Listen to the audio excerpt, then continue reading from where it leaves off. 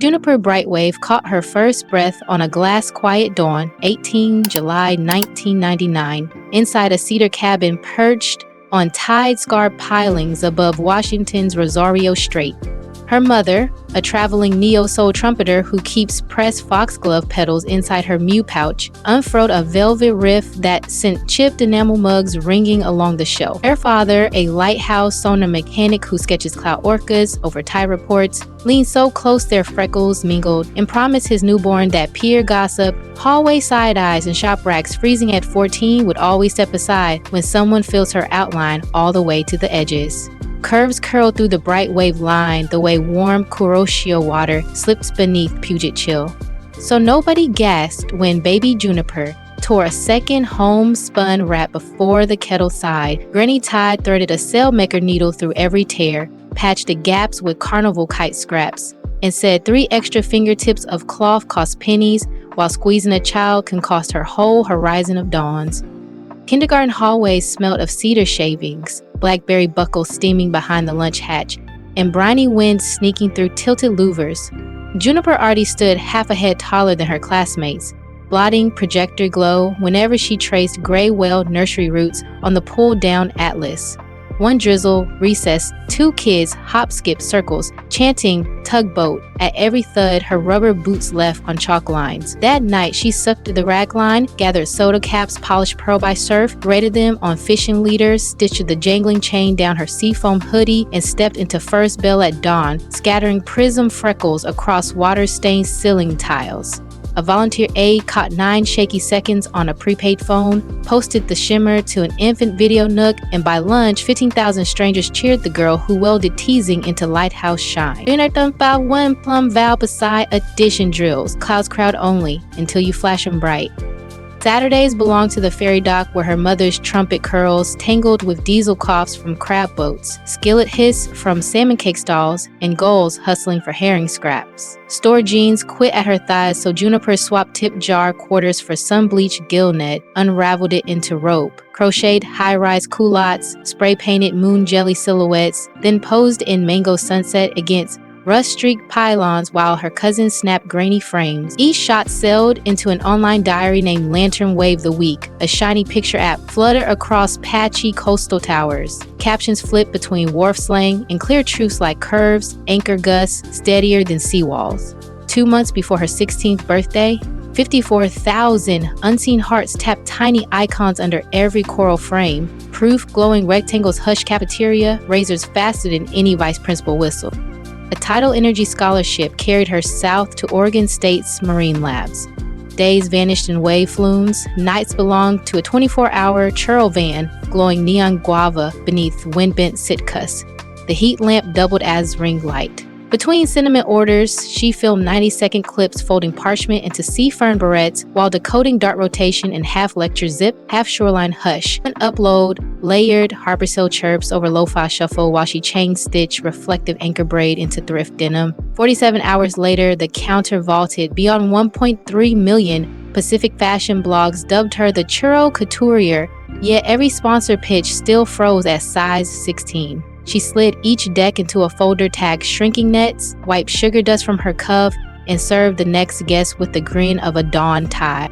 Stormy this week brought an email stamped Columbia Sportswear inviting a co-design on a spray shell capsule titled Star Current Pulse. Juniper returned 3 peer-strong terms, patterns up to 60-inch hips, half the shoot crew hired from community college fashion cohorts, and 10% of net profit planted into kelp forest nurseries from Tillamook to Tofino. Columbia signed before dawn kissed the beaker's ruby. The chute unfurled on a sandbar where sanderling chicks edged comments toward mirror water. She guided paddleboarders of every outline across silver ripples while a drone traced lazy infinity loops overhead. When the lookbook went live, every extended-size jacket vanished in 41 hours across 33 countries, and Lantern Wave shot past 700,000 lantern icons. And here slides in the first gentle question. Is your subscribe button still red? Turn it calm gray with a single tap so next week's adventure lands before algorithm currents shift. After pressing it, peek in the description for a discreet doorway named the Love Guide, the same link thousands trust when they want the simplest route to sparking irresistible attraction. Spotlight Shimmer reeled rumor goals. A clickbait vlog insisted Juniper cinched metal plates around her waist beneath star current shells. Dawn saw her paddling a cedar board beyond eelgrass braid, bare feet steady in linen shorts and sports bra, tracing every silver stretch line with crushed crimson bougainvillea dust. While her mother riffed a trumpet flare so raw pelicans paused mid-glide. 10 million viewers reposted the proof, brushing future pollen across their own curves until gossip slipped under slack tide. Van wages twined with capsule royalties and whipped into Brightwave velvet, a feather-like cream swirling spruce tip custard, lime leaf oil, and mica sparks that glow seashell white in foam flash. 19,010s cooled on her father's chart table, lids tied with braided crab trap rope. Each tag stamped, "Moisturize your horizon." Stock drained in 82 minutes, raising $198,000. 20% seeded Beacon grants delivering industrial surgers and hydrophones to plus-size teens in shoreline schools from Grays Harbor to Gold Beach. 8 months later, 39 Beacon teens live-streamed a floating fashion and well-sung gala aboard a repurposed purse-seiner laced in solar lanterns, sunrise colors spilling into classrooms from Kingston to Calrote. Seattle Wharf Fashion Night mentioned new Jetty legend when a backstage vent shredded her sapphire mesh gown from hip to knee, 80 heartbeats before runway. Juniper ripped neon dock rope off a rig rail, laced the gap like hiking hooks, and walked the boards as though the splice lived in every sketch. Shutters cracked like kettle corn, Vogue Pacific crowned the rescue rope cadence, and another million lantern sparks lit before brass horns struck a chord. New Swirl tried again when a spurned aide leaked clipped mails suggesting she demanded geoduck sliders and chauffeured skiffs for her rescue puff in orbit. She posted the chain complete, refillable water urns, lentil stew for crew, caption screens for deaf stylists. That month's affiliate tied $135,000, funded biodegradable crab trap pilots off Cape Flattery. Fans echoed her doc credo. Receipts shine brighter than rumor grit until whispers flatten like tide pool glass. Ellie studies her hem. Twice each month, she strings porcelain groove. Mom threads soulful lines beside a propane griddle. Dad recites cloud haiku. Juniper flips thrift denim while Orbit waddles powdered sugar spirals. One session climbed past 9 million views when the birds sneezed glitter across the lens. A Seabird refuge now sponsors every broadcast, tagging rehabilitated puffins with solar beacons financed by Brightwave Velvet.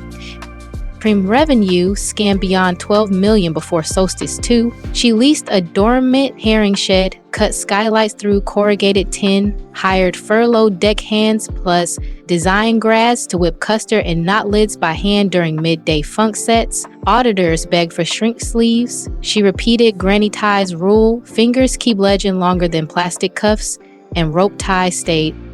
Her feed carries raw sky. Basalt Cliff portraits share scroll space with churro window selfies, captioned, "Same sky, different tide." She releases breath loops recorded in sea caves, printable resilience sheets in English, and Lush Shoot Seed, and discount codes for sliding scale therapy tucked 3 swipes down. 146,000 readers call her shoreline candor their first calm harbor. Community rides glitter under crushed shell dust. Hundreds wheel sunset causeways wearing bright wave velvet on shoulders, LED eelgrass tassels spinning from spokes. Ticket money fattens Beacon grants and lifts wheelchair snorkel rigs over clear springs. Chowder shacks simmer late. Rockfish chow bowls climb 15% on ride nights. Juniper pedals lead on a vintage cruiser with Orbit plush strapped for, stopping to lace any rider's drifting sneaker. She is dotting commas through Currents Keep Names, headed for 11-language shells next spring, while a film crew shadows her plan to weld retired buoy chains into floating maker studios for island schools. Puma's Y2Wave lantern sneaker drops next quarter, threaded with reflective rope cushioned by algae foam, steering 10% of revenue into Beacon nurseries hugging the Northwest Rim. Second calling breezes across the tide. If you pressed like but not subscribe, fix that with a gentle click now. One thumbprint promises the next voyage finds you first. And remember, the Love Guy link waits below. whenever your heart itches for brighter chemistry.